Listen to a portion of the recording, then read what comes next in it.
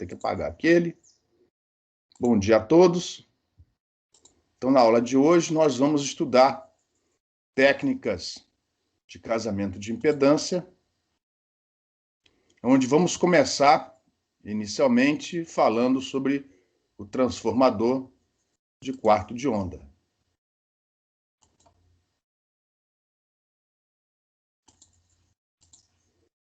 Então, a ideia de um transformador de quarto de onda é a seguinte: nós temos uma linha de transmissão, está aqui a linha de transmissão, com impedância característica Z0, constante de propagação K0. Se não houver perda, são todos valores reais. E no final dessa linha de transmissão, uma carga, cuja impedância está aqui caracterizada como ZC. E nessa situação, ZC é diferente de Z0, ou seja, você tem descasamento de impedância, nem toda a potência é passada para a carga. E o que a gente quer é mudar essa situação. Então, nesta técnica, nesta primeira sessão, nesse primeiro exemplo, a gente faz isso colocando um segundo trecho de comprimento L entre a linha de transmissão propriamente dita e a carga.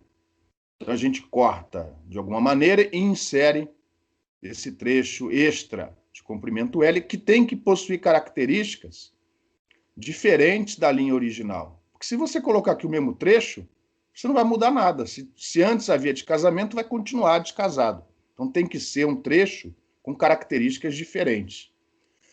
A constante de propagação não precisa ser necessariamente diferente da linha original. Por exemplo, pode ser o mesmo meio dielétrico.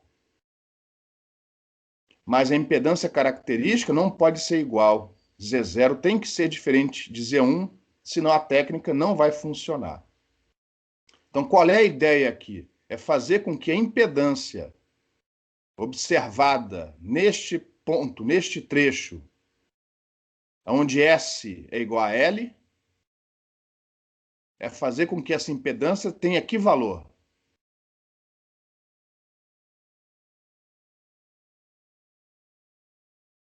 ZC. Aqui, ó.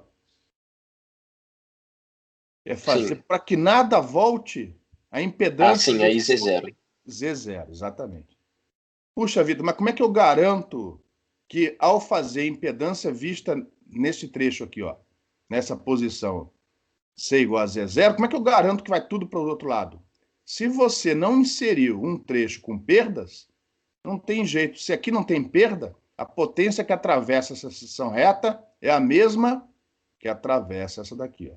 Viu como foi importante ver que um meio de VI conjugado é integrar o fluxo do vetor de Poynting? Se eu ponho um trecho que não tem perdas, o que atravessa essa seção reta é a mesma que a potência média, né? Que atravessa isso daqui. Então, ao fazer isso, eu estou passando, não precisa fazer mais conta nenhuma. Eu estou passando toda a potência para aqui. Então, o truque todo é simplesmente isso, é fazer com que a impedância vista em S igual a L seja igual a Z0.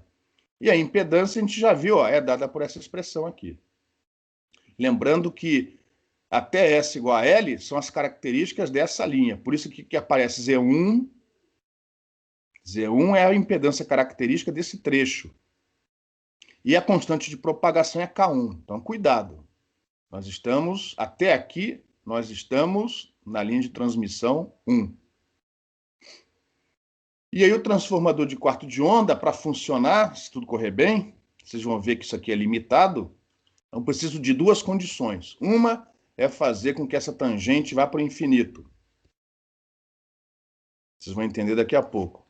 E para a tangente ir para o infinito, eu tenho que ter aqui um múltiplo ímpar de π sobre 2 no argumento da tangente. No final da aula, nós vamos ver que o ideal é usar sempre o menor valor, não nulo, não negativo, porque você poderia, dependendo da sua calculadora, obter aqui um argumento negativo. Quando isso acontecer, para e lembra que a calculadora é limitada. Por exemplo, arco tangente numa calculadora te devolve valores entre menos 90 graus, menos π sobre 2, até mais π sobre 2. Então, se você obter um valor negativo, é porque você está no quadrante errado. O resultado, matematicamente, está correto, mas você tem que ir para o terceiro quadrante. Perdão, para o segundo quadrante, né? Sair do quarto e para o segundo quadrante.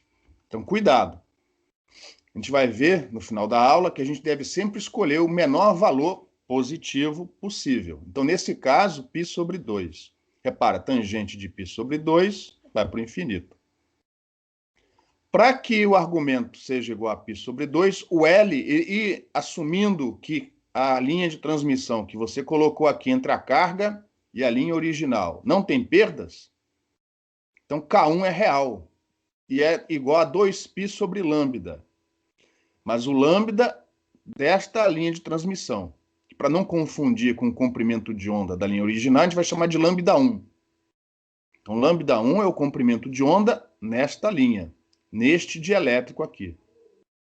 A linha tem que ter dielétrico de alguma maneira separando os condutores. Então, fazendo K1, já que a gente está assumindo linha sem perdas, fazendo K1 igual a 2π sobre lambda 1, a gente chega à conclusão que o tamanho, esse trecho que você tem que pôr aqui, ó, é de quarto de onda. Mas tem que ser o comprimento de onda da linha aqui dentro, ó, do meio 1, da linha de transmissão número 1. Quando você faz isso, ó, repara, no numerador fica esse termo, já que se isso aqui vai para infinito, ZC é finito, então fica só esse termo. E embaixo fica esse outro termo. Ó. O J vai cortar com J, o tangente vai cortar com tangente, e no final, essa impedância vai ter essa expressão aqui. E aí, para arrematar, você agora vai obrigar que isto daqui seja igual a Z0, para ver o casamento. E você chega nessa segunda condição aqui, ó. Então, o transformador de quarto de onda, ele é projetado desde que atenda estas duas condições. Desta equação, nós já vamos ver uma grande limitação dessa técnica. Alguém pode falar? Alguém pode antecipar uma grande limitação dessa técnica?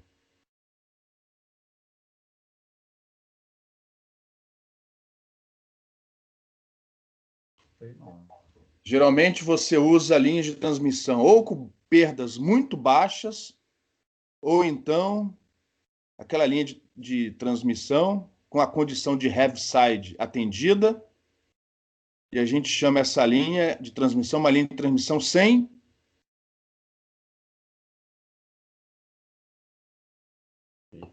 quando a condição de heaviside é atendida, a linha de transmissão é dita uma linha de transmissão sem. Nossa, tem Está muito baixo. Fala mais alto, por favor. Não, eu não lembro da. Sem distorção. É isso, sem distorção, exatamente. E quando isso acontece, o que acontece com o valor da impedância característica?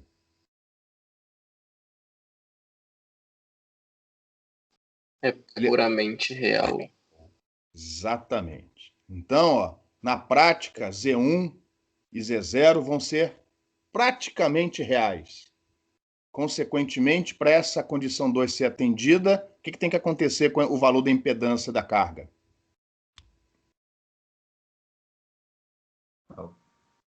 Tem que ser real também. Tem que ser real também. Ou seja, essa técnica de casamento, na prática, ela só funciona para valores puramente reais de carga. O que não é incomum, mas não abrange todas as possibilidades, tá? Então, ó, essa é a técnica de casamento utilizando o transformador de quarto de onda. A gente vai mostrar outras daqui a pouco. Então, vamos falar das desvantagens que encontramos nessa primeira técnica. Uma grande desvantagem é que você tem que inserir um trecho extra. Então, se houver limitação de espaço, essa é uma técnica que vai te causar problema, que você tem que inserir um trecho extra de 1/4 de comprimento de onda. Ou seja, você aumenta o tamanho do circuito. Outra, que acabou de ser dito, né? As linhas elas têm que ter perdas muito baixas. Bom, mas isso não é uma desvantagem, isso é o que você tem que buscar o tempo todo. Mas isso vai fazer com que o valor do ZC tenha que ser quase que puramente real. Tem que ter uma parcela reativa bastante insignificante em relação à parcela real. Tá? Caso contrário, você ainda consegue fazer o casamento, mas ele não vai ter não vai te dar um coeficiente de reflexão nulo na posição S igual a L. Embora ainda consiga melhorar a transferência de potência, mas não é a situação ideal. E outra grande desvantagem, mas geralmente é a desvantagem que acompanha todas as técnicas que nós vamos mostrar aqui hoje, é que, pelo fato do tamanho a ser inserido depender do comprimento de onda, esta é uma técnica faixa estreita. Ela não é banda larga. Assim que você variar a frequência, e lembra que sinais de comunicação, eles não possuem só uma frequência, não é um tom monocromático, senoidal. Geralmente ele ocupa um espectro. Então a frequência varia, dependendo para cada componente espectral, uma frequência diferente, consequentemente um comprimento de onda diferente. Então você consegue, se tudo correr bem, você consegue o casamento numa frequência. Aí, geralmente a gente escolhe essa frequência para ser a frequência central do canal. Mas você não vai conseguir para todas as frequências. E isso limita a aplicabilidade dessa técnica, com certeza. Então, essas duas últimas, aliás, a primeira, a terceira e a quarta são as grandes desvantagens dessa técnica. Alguma pergunta em relação a essa técnica?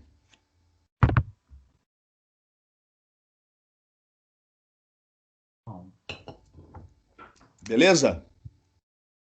Então, nós vamos agora mostrar uma outra técnica que ela tem as suas desvantagens também, em particular essa número 4, mas ela não necessita que a carga tenha uma impedância correspondente quase que puramente resistiva. A carga pode ter qualquer valor de impedância, desde que não seja puramente reativa, porque não tem milagre. Se a carga for puramente reativa, você pode plantar bananeira que você nunca vai conseguir transferir potência para ela.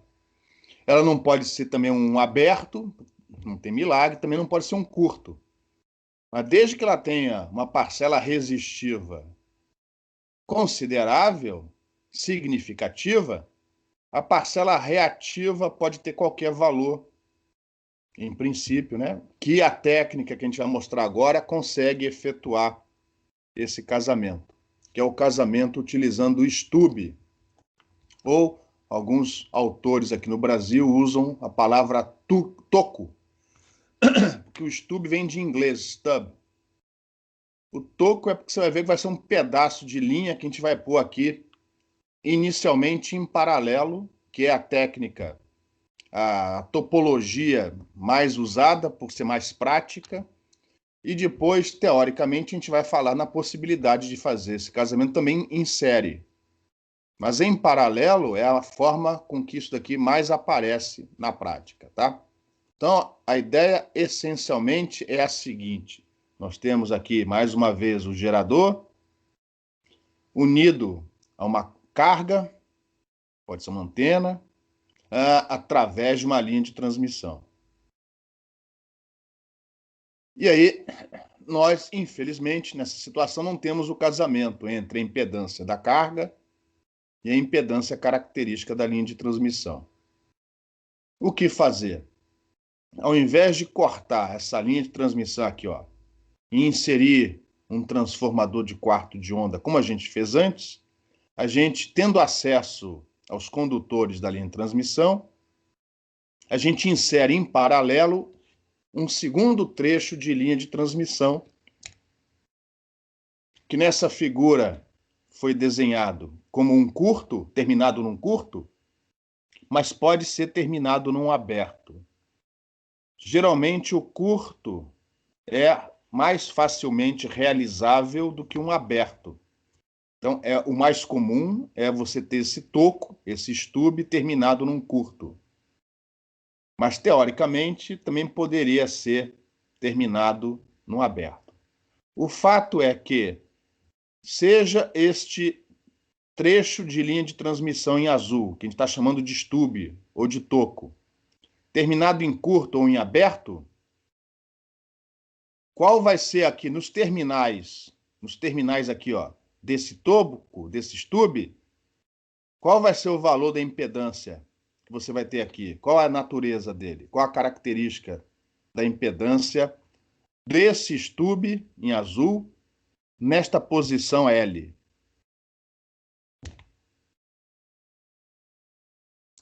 Peraí, você está perguntando qual que é o valor, qual que é a natureza? O valor não dá para saber porque a gente não deu os valores desse, mas assim, qual a natureza do valor? O que você acha? Vai ser complexo?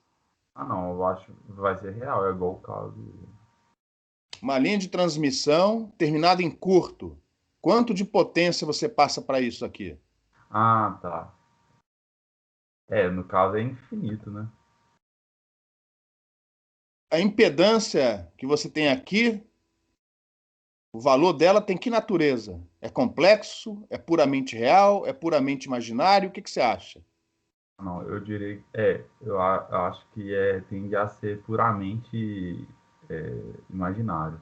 Reativo, É, exatamente. Por quê? Ué, se eu não estou passando potência nenhuma para cá, é, esse aqui não tem perdas, faltou dizer isso, né?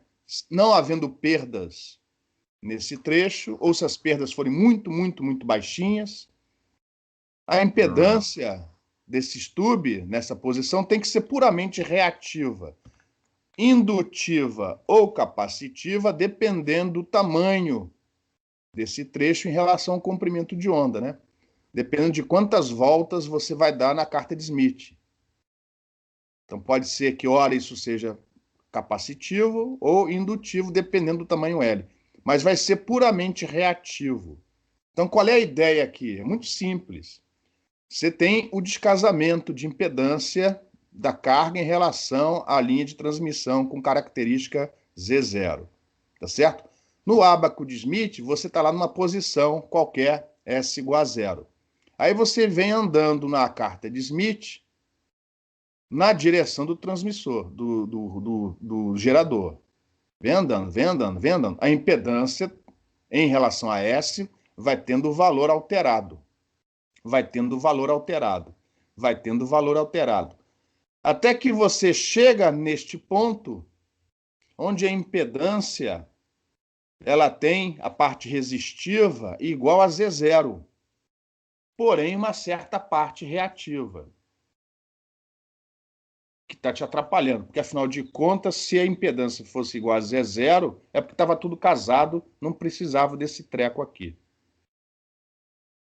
Aí o que você faz? Naquele ponto onde a parte real já tem o valor Z0 que você quer, você insere essa indutância ou capacitância em paralelo, de tal maneira a cancelar a parte imaginária da impedância, de maneira que um titiquinho para cá, você enxerga esse conjunto todo com uma impedância igual a Z0. Essa é a ideia. A ideia é muito simples. É fazer, já que está em paralelo, a gente pensa em termos de admitância. É fazer com que a admitância que você tem vindo aqui, ó, da carga na direção do gerador, na posição S, somada com a admitância do trecho que você colocou aqui em paralelo, o stub, te deem Y0. O inverso de Y0 é o Z0. Ou seja, você faz com que a impedância vista a partir desse ponto seja igual a Z0. Puxa vida, como é que isso garante que toda a potência que chega naquele trecho vai para a carga? Ora, se você está passando tudo para esse lado, essas linhas de transmissão, tanto a original como o stub que você colocou, praticamente não tem perda nenhuma, para onde foi essa potência?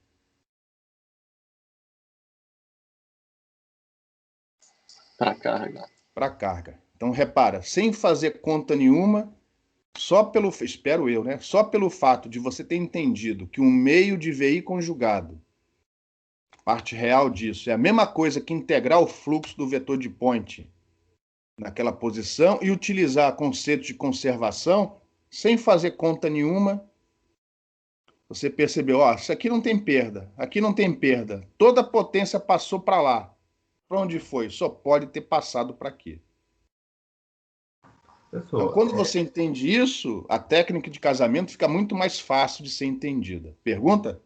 não, é porque, tipo assim, quando você fala que num curto ali, naquele caso, não tem potência.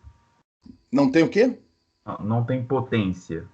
Como assim não tem potência? Não, é porque quando você tinha falado que, Não tem tipo, potência dissipada, média. ah, Tem potência instantânea. Isso aqui oscila pois é, na é, média.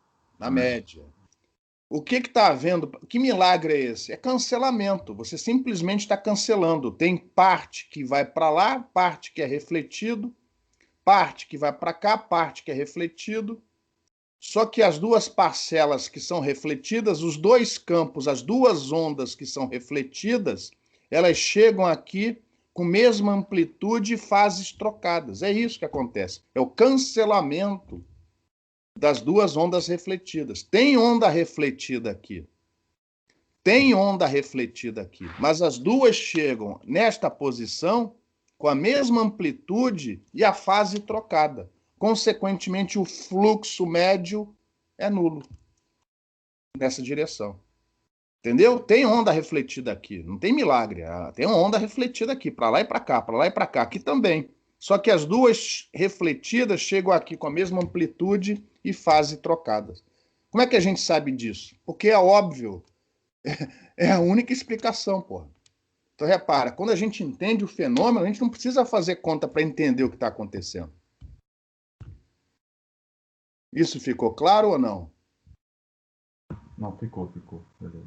Agora, repare que isso é faixa estreita. Se você mexer um titiquinho no comprimento de onda, esse equilíbrio que você tem das duas componentes refletidas chegarem com a fase trocada, vai para o espaço. Então você continua tendo uma técnica que é a faixa estreita. Ela vai funcionar, se tudo correr bem, vai funcionar perfeitamente para uma frequência, que geralmente a gente escolhe para ser a frequência central do canal. Mas aí existem outras maneiras de fazer isso banda larga. É colocar vários stubs. A gente não vai ver isso no curso. No livro texto, ele ensina a como fazer casamento com até 2 stubs. Quanto mais stubs você usar, lógico, tem que projetar direitinho. Mais banda larga é o seu dispositivo. No fundo, isso aqui é filtro. Vocês em circuitos, em alguma dessas matérias de circuito de eletrônica, aprenderam a projetar filtro? Sim. Mesma coisa. Tibichev, não tem aquela coisa de Tibichev, tem uns nomes de russo. Mesma coisa. Isso aqui é um filtro com um estágio. É um filtro com um estágio. O livro ensina até 2 stubs. É um filtro com 2 estágios. Você pode colocar mais estágios. O projeto fica difícil, mais complicado matematicamente. Então aqui a gente só vai mostrar com um estágio, um stub só. No caso, começando com um paralelo. Se você entender o paralelo, o outro é só... É a mesma ideia, só porque está em série, se estiver em série, ao invés de você somar admitância, você vai somar impedância. É só isso que muda. Alguma pergunta? Porque o resto agora é fazer conta. Se você entender o princípio, acabou o problema. Alguma pergunta? Acho que não. Tá. Você pode fazer todas essas contas na carta de Smith, tá? Às vezes, para não confundir muito, porque são 2 trechos diferentes de linha de transmissão. Então, às vezes, a conta final para achar o tamanho L pode, às vezes, ser feita na calculadora. Aí você escolhe, tá? Mas achar a posição S, aonde o stub vai ser colocado, isso é feito na carta de Smith, porque fica muito mais fácil, inclusive, entender o que está acontecendo utilizando a carta de Smith. O tamanho L, aí pode ser tanto na carta de Smith como na calculadora. As equações são essas daqui, ó. Essa é a admitância do trecho original da linha de transmissão na posição S, é aquela equação que você já conhece, enquanto que em azul, ó, é a do stub. Também já vimos isso antes, muito rapidamente, mas já vimos. Essa daqui é quando você utiliza um stub em curto, e essa é quando você utiliza o stub em aberto. Ou seja, você vai escolher o tamanho L para que essa cotangente seja ou positiva ou negativa e você tenha a sua admitância correspondendo a um indutor ou a um capacitor, dependendo do que surgir aqui na posição S. Então, essa conta, em princípio, você pode fazer na calculadora. E aí, mais uma vez, cuidado. A gente sempre utiliza o menor valor positivo para realizar o stub. Observa que, dependendo do que você pedir, na hora que você tira o arco tangente ou o arco cotangente, às vezes aparece um argumento negativo. Não é que a conta esteja errada, a conta está certa, mas você tem que interpretar que a calculadora ela não escolhe o quadrante, ela já foi pré-programada para te passar valores ou no primeiro quadrante ou no quarto quadrante, entre menos 90 e mais 90. Cabe a você, caso o argumento, o ângulo venha negativo, entendeu? A calculadora está me passando um valor no quarto quadrante, eu tenho que passar para o segundo quadrante somando 180. Deu para entender ou não? Repara que errar problemas em eletromagnetismo não tem nada a ver com a equação de Maxwell. Tem a ver com não fazer exercício para treinar, não saber que em exponencial você entra valor em radiano, não saber utilizar a calculadora. Tem nada a ver com a equação de Maxwell. São erros bobos que às vezes impedem você de fazer o problema da maneira correta. Antes de mostrarmos a solução desse problema usando a carta de Smith, alguma outra pergunta? Acho que não, professor. Tranquilo? Então vamos lá. É um probleminha bem simplesinho. No livro-texto, vocês têm um livro-texto no Moodle. Vocês têm as soluções dos exercícios no Moodle. Então não deixem de fazer. Vocês têm carta de Smith em PDF no Moodle, podem imprimir quantas quiserem. Então vocês têm condições de fazer vários exercícios e treinar. Não só esses de casamento de impedância, como os anteriores que a gente viu na última segunda-feira. Professor, Então, tá. você sabe... Oi. Essa carta de Smith, ela existe algum aplicativo para ela no MATLAB, alguma coisa assim? É provável que sim, desconheço. Porque essa aqui, ó, eu achei na internet há uns 20 anos atrás.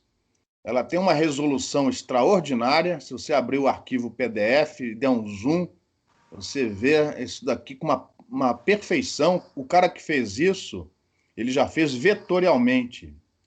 Então, isso daqui você pode dar zoom à vontade, você vê isso com uma perfeição. Depois que eu achei esse negócio aqui, eu nunca mais me preocupei em procurar outro. Entendeu? Então, isso aqui tem muita precisão. Você dá zoom, você vê as linhas com perfeição. A pessoa que fez isso daqui fez isso bem feito. Tá? Não sei quem foi. Mas provavelmente vocês encontram aplicativo. Não, com certeza tem aplicativo que você encontra, onde, como se fosse uma calculadora, com um display em forma de carta de Smith. Agora, especificamente para MATLAB e matemática, eu desconheço, mas é provável que tenha, tá? É provável que tenha. Pessoas que fazem isso daqui provavelmente também já fizeram algo parecido no MATLAB. Tranquilo? Beleza? Mas para a prova, basta esse daqui, que os problemas na prova não vão ser assim tão complicados. É tudo problema simplesinho. Beleza? Como esse que a gente vai mostrar agora. Então, ó, deixa eu voltar atrás rapidinho. Tenha a figura na cabeça, ó. Dois trechos em paralelo. Onde, se eu não estou enganado, eu vou escolher o stub com as mesmas características da linha original, ou seja, K1 igual a K0 e Z1 igual a Z0. Não é necessário. Mas no problema que a gente vai resolver, a gente vai fazer o K1 igual a K0 e o Z1 igual a Z0. É o que está aqui, ó. Então, repara. As impedâncias características Z0 e Z1 são iguais e iguais a 50 ohms. E o K1 e o K0 também são iguais e são reais. Ou seja, esta impedância característica é real é porque a linha não tem perdas. É uma linha sem distorção por não ter perdas. Se fosse uma linha sem distorção com perdas, o K seria complexo. Como aqui o alfa é igual a zero, isso aqui é real porque a linha não tem perdas. Uma situação ideal, tá? E no final da linha, nós temos uma carga correspondendo a uma impedância de 20 mais J10 ohms. Ela não foi normalizada ainda. E claramente nós estamos vendo que a impedância da carga está descasada com a impedância da linha. Então eu quero que você determine, assumindo um stub em paralelo, não só a posição em que esse stub tem que ser colocado, que a gente está chamando aqui de S, mas também o tamanho desse stub. E nós vamos ver aqui que existem múltiplas opções. A gente vai ver, tá? Vamos começar primeiro colocando a carga normalizada no ábaco de Smith. Então, a normalização em relação a 50 ohms. A carga, a impedância da carga normalizada vai ter valor 0,4 mais J 0,2. Aí, com muita paciência, você vai achar que o círculo correspondendo à parte real normalizada 0,4 deve ser esse daqui, se eu não estou enganado. E o arco correspondendo à parte reativa normalizada 0,2. Como é positivo, para cima. Então deve ser um desses arcos aqui, ó. Ou seja, essa impedância normalizada deve estar mais ou menos por aqui, ó. Repara que fazer esse exercício antes de marcar o pontinho no ábaco ajuda. Se você cometer um erro de leitura e o negócio sair aqui, ó, você fala assim, peraí, tem uma coisa errada, eu estava esperando o ponto mais ou menos por aqui, ele não pode aparecer aqui. Então, faça esse exercício antes de marcar, opa, quase, hein, na carta de Smith. Tá aqui o bicho. É onde o arco de 0,2 encontra o círculo 0,4. A linha não tem perdas, então quando nós nos movimentarmos, quando nos afastarmos da carga para achar a posição S, nós vamos estar trabalhando em cima de um círculo correspondendo ao módulo do coeficiente de reflexão constante. Por isso a importância do compasso na hora de traçar esse círculo aqui, ó. O círculo bem visível ajuda a resolver o problema. Acontece que o stub está em paralelo. Então vai ser melhor trabalhar com impedância ou com admitância?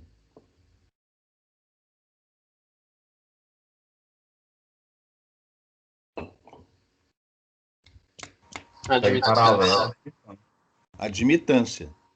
E o valor da admitância normalizado está onde?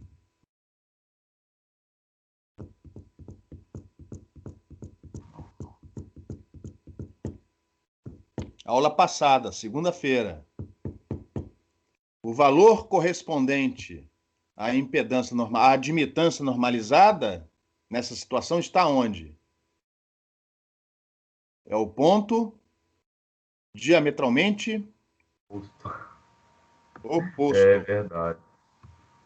Ou seja, uma vez obtida a impedância normalizada da carga, automaticamente a gente passa para o ponto diametralmente oposto, porque a gente não vai querer trabalhar com impedância, a gente vai querer trabalhar com admitância.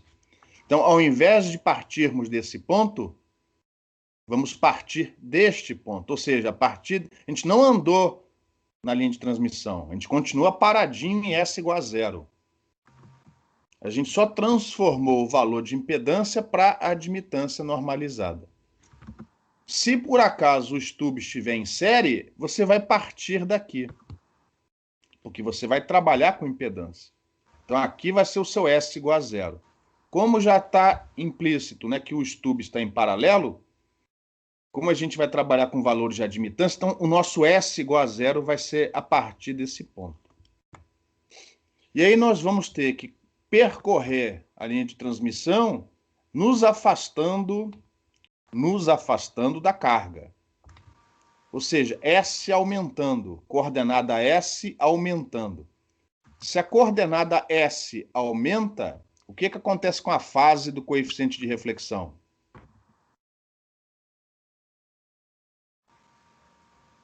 O que acontece com a fase?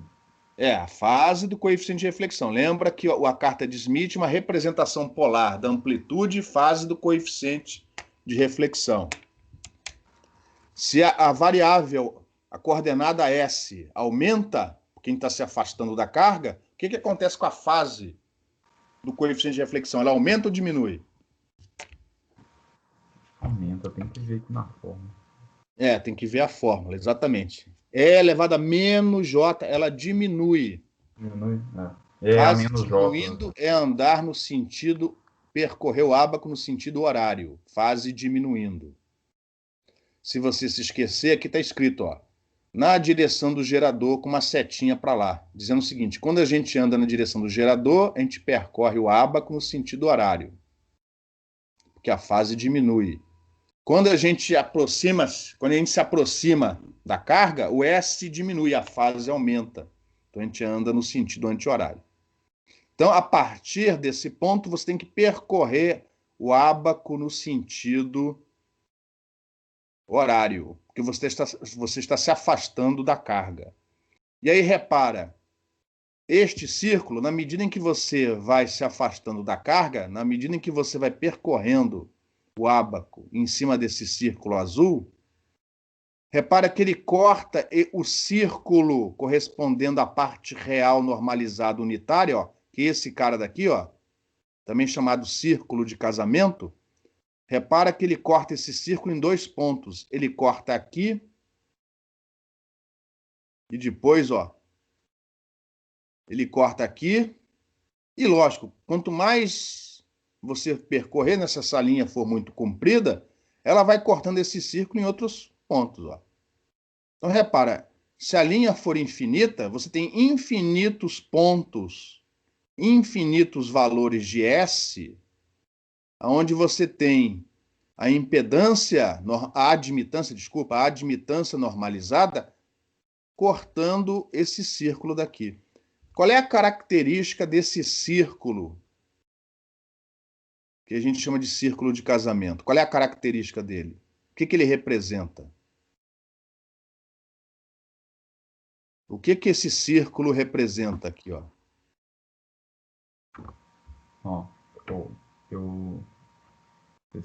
Isso foi da aula passada, né?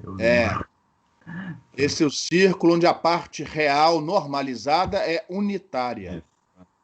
Ou seja, uma admitância que está neste ponto, ela possui parte real normalizada igual a igual a 1. Quando você desnormalizar, ela vai passar a ter valor igual a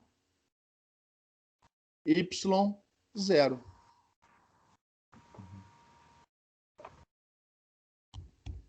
Só que, junto com a parte real y0, vai também ter uma parte imaginária. Tá vendo? Ó? Se ela fosse puramente real, ela não estaria aqui, ela estaria aqui no centro. Mas, por estar aqui, a parte real vai ser normalizada, vai ser unitária. Mas vai ter uma parte imaginária, correspondendo a esse arco aqui, ó. E aí o que você faz? Porque eu não quero ficar aqui. Eu quero vir para cá, casamento. Eu quero vir para o centro. Mas, infelizmente, tem uma parte imaginária, porque eu estou nesse ponto. Então, o que eu vou fazer para cancelar essa parte imaginária?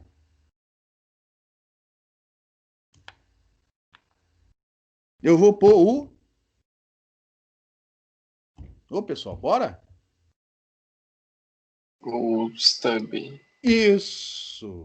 Eu vou pôr o stub, o toco, de tal maneira que quando eu somar, depois de desnormalizar, quando eu somar essa admitância com aquela que eu já aprontei, escolhendo o tamanho L do stub, a soma das duas, a parte imaginária de uma cancela a parte imaginária da outra, você troca, né? Obriga elas a terem sinais opostos e vai sobrar apenas a parte real.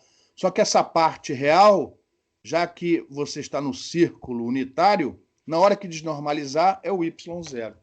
E assim você consegue isso daqui, ó.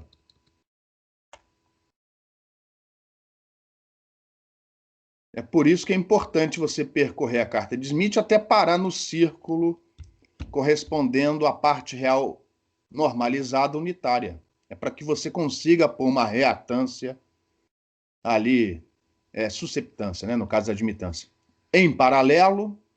Aí você vai cancelar a parte imaginária desse y, vai ficar só a parte real. Mas por você estar em cima do círculo de casamento, essa parte real, depois que desnormalizar, é o y0. Se ele for real, né, e no nosso problema ele é porque ali não tem perdas, acabou o problema. E repara, a sua carga, ela não precisa ser puramente real. Ó.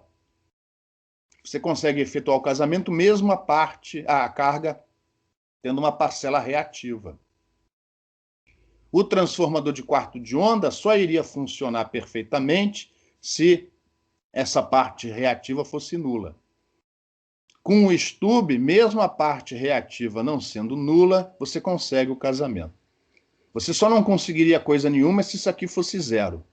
Se isso aqui fosse zero, você estaria nesse círculo externo aqui, ó, correspondendo à parte real nula.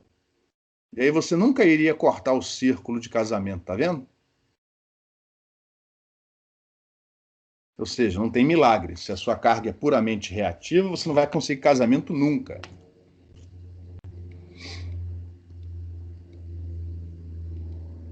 Perdão. Alguma pergunta, não? Deu para entender a filosofia ou não? Deu, professor. Tem que dar uma estudada mais. Assim. Não, lógico. Vamos lá. Para cada hora, seja ela síncrona ou assíncrona, seja presencial ou remota, para cada hora, 2 estudando e fazendo exercícios. Tá? Os americanos dizem que são 3. Aqui eu já estou baixando para 2. Não adianta só ir à aula e olhar o professor. Tem que fazer exercício, tem que praticar. Entendido, o mais importante é ter entendido, que o resto agora é régua, lápis, borracha na hora que errar, né? E fazer as leituras. Então, olha só. Ali está o círculo de casamento, e esse círculo, repara, é tanto para impedância como para admitância. Aqui a gente está usando a admitância porque o stub está em paralelo. Quando a gente for falar do stub em série, a gente não vai precisar vir para o ponto diametralmente oposto, vai começar daqui. Aqui vai começar a caminhada. No nosso caso, como é admitância, a caminhada vai começar daqui, ó, onde a admitância normalizada é 2 menos J. Então, esse ponto aqui, se você fizer a leitura lá, vai dar 2 menos J. Menos porque, ó, eu estou na parte de baixo, os arcos aqui são negativos. Então, eu vou em cima do círculo correspondendo ao módulo do coeficiente de reflexão constante, eu vou andar na direção do gerador até cortar o círculo em vermelho.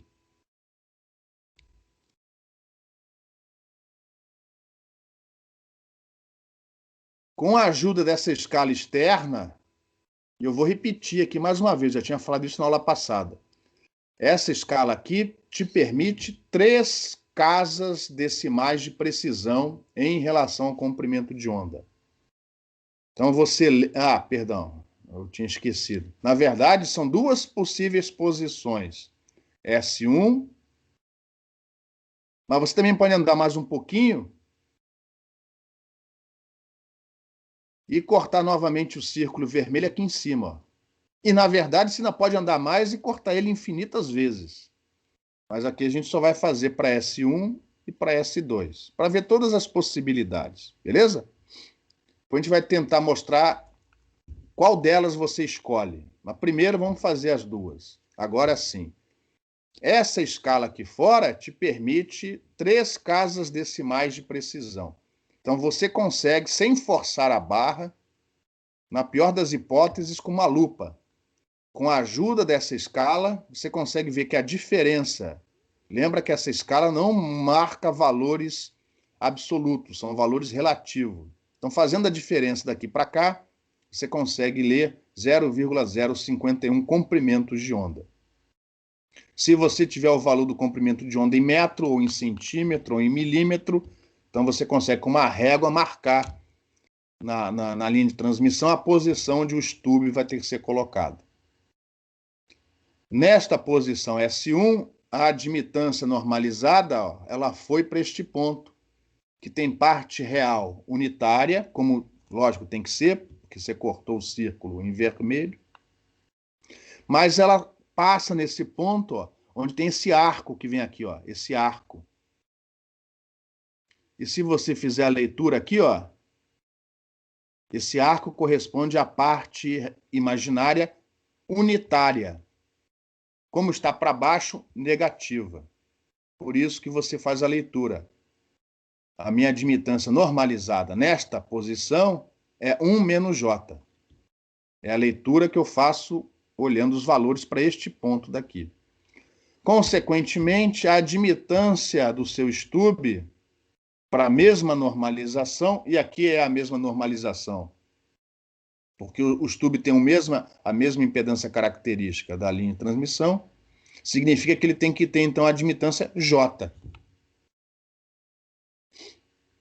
E aí lembra que se o estube estiver em curto, vou voltando para trás, se o estube estiver em curto, ó, isso é a sua admitância, tem que normalizar. E isso tem que ser igual, normalizado, igual a J. Ou seja, cotangente tem que ser igual a menos 1.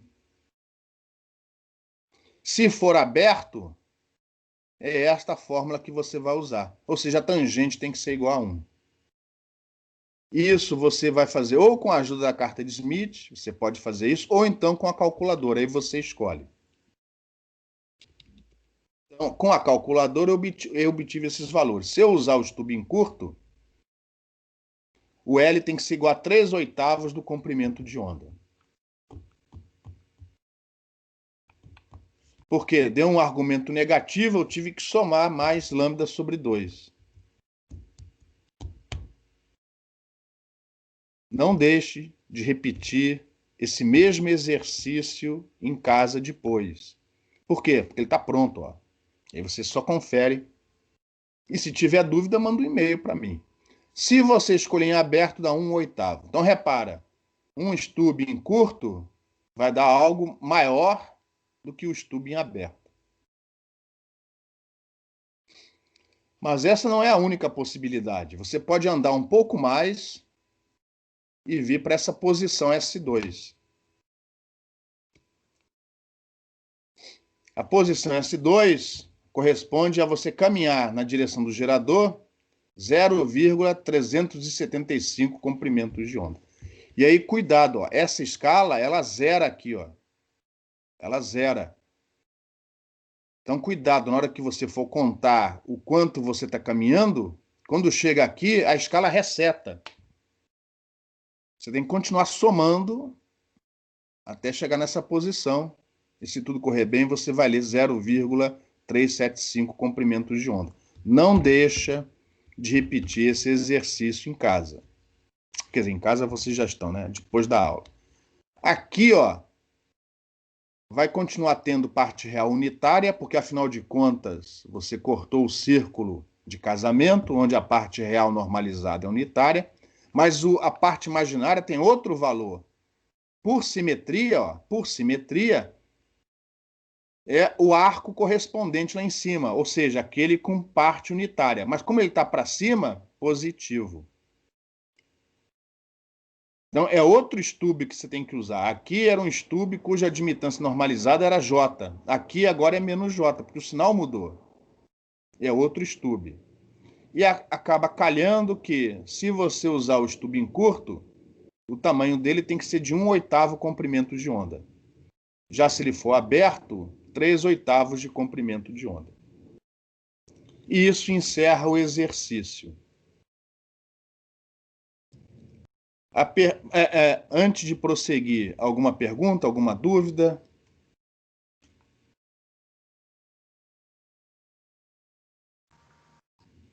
Acho que não, professor. Beleza? Você tinha... Tranquilo? Repara que o exercício é muito simples, mas você precisa praticar. Não havendo perguntas, repare que você tem aqui 4 opções. Na verdade, você tem mais opções porque você podia continuar girando em torno do ábaco e você ia parar aqui, ia parar aqui. Esses valores não mudariam, mas esse S1 e esse S2 continuam aumentando, tá? Mas a gente vai parar por aqui. Então, repare que você tem aqui 4 opções. Posição S1 com estube terminado em curto ou aberto, ou posição S2 com estube terminado em curto ou aberto. Teoricamente, todas elas te dão o coeficiente de reflexão com módulo 0, ou seja, nulo, naquela posição S. Ou seja, teoricamente, todos eles resolvem o seu problema. Mas lembra que em comunicações não existe sinal com uma frequência só. Portadora sem modulação não tem informação. Então, o sinal, seja uma portadora modulada, seja na banda base, seja lá o que for, o seu sinal ocupa uma largura, uma certa faixa espectral. O canal tem uma certa largura espectral. Então, pensando no canal como um todo, e lembrando que a frequência e, consequentemente, o comprimento de onda varia ao longo do canal, qual é a melhor solução entre estas 4?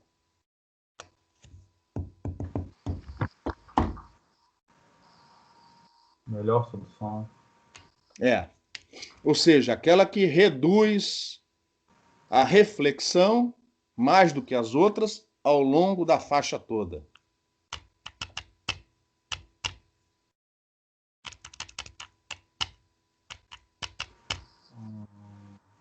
Vamos mostrar então o próximo resultado. O próximo resultado vocês não vão encontrar no livro texto. O que eu fiz? Eu peguei estes valores, 4 casos diferentes, né? Coloquei nas fórmulas que vocês estão vendo aqui, ó. Estou voltando para trás. Coloquei nessas fórmulas, somei, e a partir da soma, transformei em impedância, se você quiser, e achei o coeficiente de reflexão neste ponto. Que, obviamente, para aquela frequência central, deu 0. Mas quando eu mexo na frequência um titiquinho para um lado, um titiquinho para o outro, o módulo deixa de ser nulo. E fiz o gráfico representando o módulo ao quadrado do coeficiente de reflexão em decibéis, 20 log do módulo, em função da frequência. Tanto para a direita como para a esquerda. Esse gráfico que vocês estão vendo, vão ver agora. Ó. Isso foi feito no MATLAB. São 4 situações, 4 curvas. Então aqui tem o estube em curto, o estube em aberto para a posição S1 e o estube em curto e o estube em aberto para a posição S2. Em S2, vermelho. Em S1, preto. Curto, linha cheia. Aberto, linha tracejada. Isso aqui, ó, no caso eu não plotei em dB, não. É um módulo do coeficiente de reflexão de 0. Aí, como nenhum valor deu maior que meio, quer dizer, deu um pouquinho. Eu trunquei o gráfico aqui em meio para a gente ter uma visão melhor. Esta é a frequência onde o casamento do estube foi efetuado. Aí eu variei 10% para cima e 10% para baixo. Olhando para esse gráfico, qual das situações, qual das opções, se pudessem todas serem realizadas facilmente, qual delas você escolheria? Em aberto em S1. Exatamente. Esta em relação à reflexão, ó, é o melhor comportamento. Ó. É aquela que, nestas situações, e apenas levando em conta estas situações, é aquela que te dá a menor reflexão ao longo do canal todo. Bom, se esse canal tivesse 20%, né? Exatamente. Repare que todas funcionaram para aquela frequência que eu chamei de frequência central. Mas na medida em que a frequência varia, ó, umas funcionam melhor do que as outras. Nenhuma delas é perfeita, mas tem uma que funciona melhor que as outras. Então, olha só. Estube aberto em S1. Estube aberto em S1. Foi a melhor. Estube aberto em S1. Vou voltar atrás. Estube aberto em S1. Aberto em S1. Que conclusão você tira quando você olha estes números e olha aquele gráfico que a gente acabou de mostrar?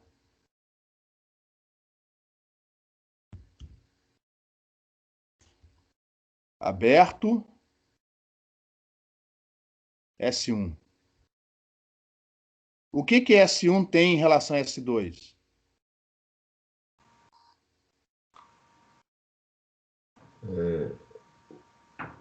Assim, o tamanho...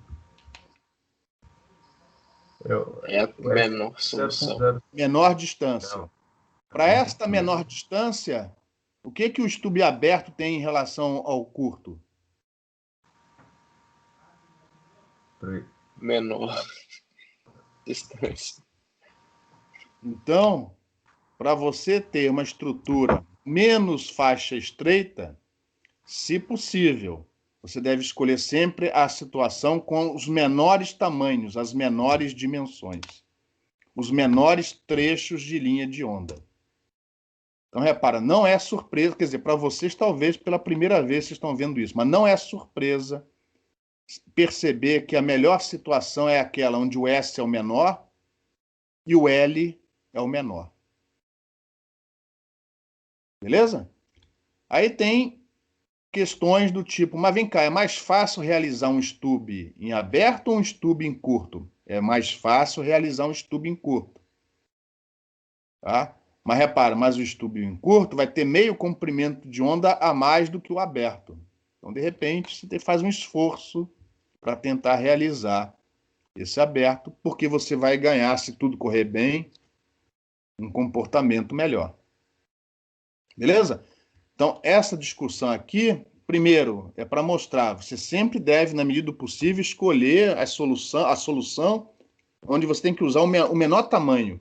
Até porque, quanto menor o tamanho, menos perdas você tem. Né? Mas não é só isso, é também por causa do comportamento com a frequência. Pois na última transparência desse conjunto, a gente vai explicar por quê. A explicação é muito ridícula, muito óbvia, mas a gente vai mostrar, tá? E outra coisa é, sempre que você... Lembra, a gente está fazendo análise o tempo todo usando fasor, frequência. Mas lembra que você tem que pensar que a análise ela tem que ser repetida para o canal todo. Coisa que a gente não tem feito no curso, né? A gente só faz para uma frequência e tá acabando. Mas aí você vai no programa de computador, faz um do loop e faz a análise para frequências diferentes. E aí você consegue obter um gráfico como esse. Então, o melhor comportamento ocorre para o estube mais curto e mais próximo da carga. E a gente não ressaltou isso, mas o pior comportamento, olha só, ocorre para o estube mais longo e mais afastado da carga. Também não é coincidência. Alguma pergunta?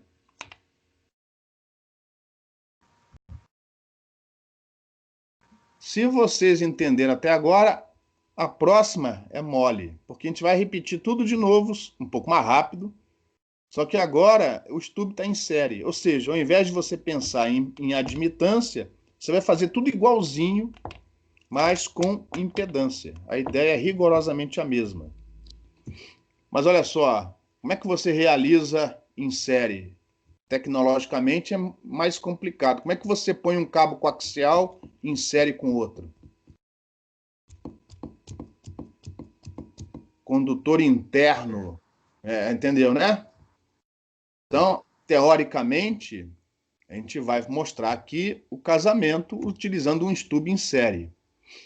Mas, tecnicamente, é mais difícil você realizar, mecanicamente falando, né, o casamento com o estubo em série do que com o paralelo. O paralelo é o mais comum, tá? Mas, de qualquer maneira, para fixar a ideia, pode ser aberto. É rigorosamente a mesma ideia, rigorosamente a mesma coisa. É zerar o coeficiente de reflexão a partir desse ponto. Só que aqui, como está em série, a gente não vai somar admitância, a gente vai somar impedância. E não tem milagre. Você tem reflexão aqui e tem reflexão aqui. Só que as duas ondas refletidas chegam neste ponto com a mesma amplitude e 180 graus de fase entre elas. Como é que você sabe disso? Não precisa fazer conta nenhuma, porque se isso daqui é igual a zero, a partir desse ponto não há reflexão. Então, todo o fluxo do vetor de Poynting, parte real, média, vetor de Poynting complexo, está indo nessa direção. Se não consome potência média aqui, nem aqui, é porque tudo está indo, de alguma maneira, tudo está indo para cá. Eu não preciso fazer mais conta nenhuma para saber que isso funciona. E as fórmulas são as análogas, as inversas das anteriores, ao invés de admitância e impedância. Ou seja, a soma disso com isso tem que dar Z0. Repara, você podia resolver o problema com isso daqui. Não precisa do ábaco de Smith para resolver esse problema, mas ia ser muito mais chato. O ábaco de Smith, além de ajudar você a visualizar, ele facilita essa manipulação. Mas, em princípio, você pode resolver o problema com estas duas equações aqui, ó. Em princípio, você não precisa da carta de Smith para resolver o problema. Tudo que você precisa são essas três equações aqui, ó. Antes de prosseguirmos, alguma pergunta?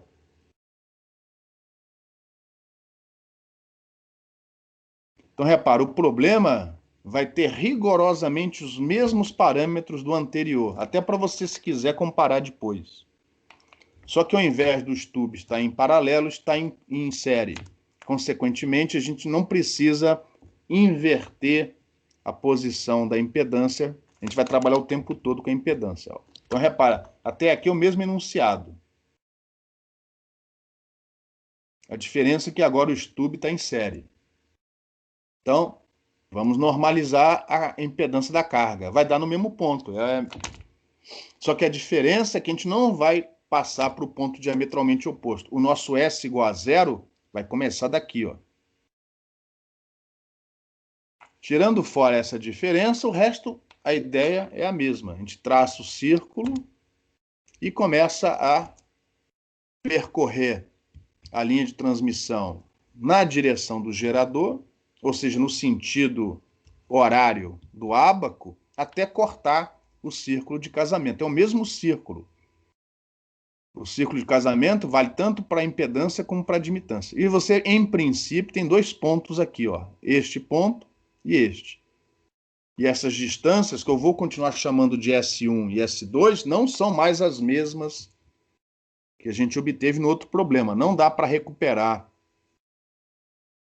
os valores. Quer dizer, em princípio daria, mas é melhor você fazer de novo, tá? Então, percorrendo a linha de transmissão até o círculo de casamento, nós temos aqui uma distância, que eu chamei de S1, e com a ajuda dessa escala aqui fora, ó, você consegue subtrair um valor do outro, lembrando que essa escala aqui fora não te dá valores de posição absolutos, apenas relativo. Você vai pegar este valor, subtrair deste, e isso vai te dar a distância S1 percorrida. E depois você vai fazer o mesmo para a distância S2. Aqui já mostrei só o S1, enfim. E aí você vai com todo cuidado com essa escala que você tem aqui, ó, e com a ajuda de uma lupa, se você tiver vista fraca como a minha, você consegue 3 casas decimais de precisão sem esforço nenhum. e deu 0,125. 1/8 de comprimento de onda. 1/4 andando na direção, 1/4 do ábaco, né, ó, andando na direção do gerador. Ou seja, esse ângulo aqui é de 90 graus. Calhou de ser, tá? Você vai ler aqui a impedância normalizada, ela vai estar no círculo correspondendo à parte real normalizada unitária, como tinha que ser, porque a gente escolheu parar aqui, mas tem esse arco, ó, que por estar aqui para cima é positivo, que é aquele J. Ou seja, a sua impedância normalizada do estube tem que ser menos J, porque quando eu somar, vai dar um Zn unitário, quando eu multiplicar por Z0, vai dar os 50 ohms para o casamento. Bom, para que essa impedância normalizada, cuidado, normalizada, seja igual a menos J, o meu estube em série pode terminar num curto ou num aberto. E aí, fazendo as contas, eu só estou mostrando o resultado final. As contas você faz em casa, ou depois da aula. O curto vai ter um tamanho 3/8, o aberto de 1/8. Repetindo tudo de novo para outra posição S2. S2 é maior. S2 deu 0,301 comprimentos de onda. Além da distância, o Zn tem outro comportamento. Agora, a parte reativa é menos J. Ou seja, a impedância normalizada que você tem que somar tem que ser correspondendo a J. E aí, se você escolher o estube em curto, vai dar um tamanho de 1/8 de comprimento de onda, e se você escolher em aberto, 3/8. Isso encerra o exercício. Antes de prosseguir, uma pergunta. Pensando no canal inteiro, nas faixas de frequência, para um lado e para o outro da frequência central, onde você efetuou o casamento de impedância. E assumindo que, tecnologicamente, todos os 4 casos mostrados aqui são fáceis de serem implementados. Qual deles você implementaria?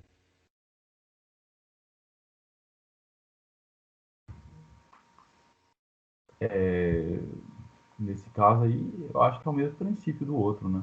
Isso. Então... vai ser menor distância em aberto. Menor distância em aberto. E qual é o pior caso? Aí é o maior distância em aberto. Em aberto em S2. Isso. Então vamos ver se é isso mesmo? Então, na próxima transparência, um gráfico feito no MATLAB. Mesma filosofia, só que agora somando as impedâncias, né? E depois calculando o módulo do coeficiente de reflexão. Então, repara, o melhor caso, repara que deu um pouquinho pior.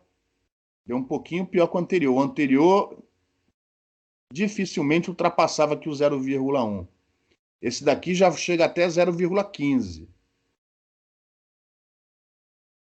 Mas, de qualquer maneira, ó, o melhor caso deu essa linha tracejada preta. Tracejada preta, aberto em S1.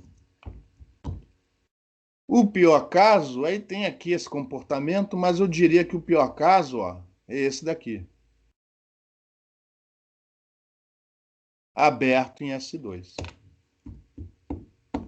Ou seja, mais uma vez, chegamos na conclusão que, sendo tecnologicamente possível, a gente tem sempre que tentar implementar a situação com os menores tamanhos de linha de transmissão. O mesmo vale para guia de onda.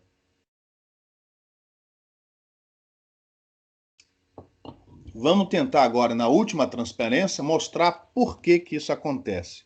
E a ideia é muito simples.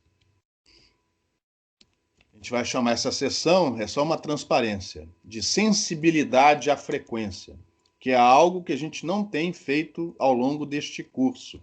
Em nenhum momento a gente se preocupou com a variação da frequência, né? A gente sempre analisa assumindo uma frequência constante. Agora, pela primeira vez, nós estamos preocupados com essa variação do comportamento com a frequência. Conseguimos um casamento por uma certa frequência, por um certo comprimento de onda. O que acontece quando a gente varia a frequência. Por que que a gente tem que escolher os menores tamanhos, se for possível fazer isso? Então, a ideia é muito simples. Ó. Eu peguei aqui um trecho de linha de transmissão com uma carga em S igual a 0 e numa certa posição L, nós temos aqui o coeficiente de reflexão em função dessa distância. Isso já foi visto antes, não tem nenhuma novidade aqui. Se você está olhando para isso e está vendo grego, além do gama, é porque você não está estudando. Então, isso aqui é o gama zero, o coeficiente de reflexão sobre a carga, que é igual a ZC menos E0 dividido por ZC mais E0, e aqui a variação em fase desse coeficiente de reflexão. A única diferença é que eu troquei o S por L, que agora o L está fixo. Eu escolhi esse tamanho. Por exemplo, é a posição onde eu vou colocar o stub. Por exemplo. Tá? E aí eu vou variar a frequência. Então, sejam duas frequências. Uma eu chamei de F0 e a outra eu chamei de F0 mais ΔF. Esse ΔF pode ser positivo ou negativo. Ora, se eu mexer na frequência, então eu mexo também na constante de propagação, porque a constante de propagação depende da frequência. Se fosse uma linha sem perda, seria ômega raiz de μ. Então, na frequência F0, eu digo, ó, essa constante de propagação é K0, não importa o valor. E na outra frequência, ela muda. Eu chamei essa mudança de ΔK. Ou seja, é K0 mais ΔK. Não importa o quanto ele aumentou. Ele mudou e mudou de ΔK. E aí eu vou colocar, ó, as fórmulas do coeficiente de reflexão, assumindo que a carga não varia. Isso é outra coisa. Na prática, a impedância da carga varia com a frequência. Mas aí a análise fica muito mais complicada. Tá? Então, assumindo que a impedância da carga não varia o suficiente com esta variação de frequência, assumindo que o ZC seja constante para estas duas frequências, olha o que acontece. Esse vai ser o valor do coeficiente de reflexão para a frequência F0.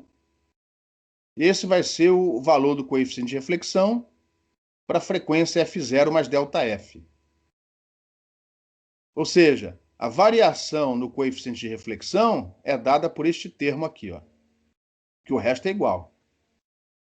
Lógico, mais uma vez repetindo, assumindo que a impedância da carga não varia com a frequência. O que não é o fator comum, o caso comum. O caso comum é essa impedância variar com a frequência. Aí você teria que colocar a fórmula dessa variação, aí cada carga, cada antena, por exemplo, funciona de uma maneira diferente. Aí não daria para fazer um estudo geral. Aí você teria que fazer gráficos parecidos com o que a gente mostrou na transparência anterior, incluindo a variação da frequência da carga. Tá? Mas dá para fazer os gráficos, é só implementa um batilão. Mas assumindo que isso aqui é igual, o que você tem que fazer para minimizar a variação desse coeficiente de reflexão e, consequentemente, tentar fazer com que aquilo que você projetou varie menos com a frequência, ou seja menos faixa estreita. O que você tem que fazer para minimizar isso daqui?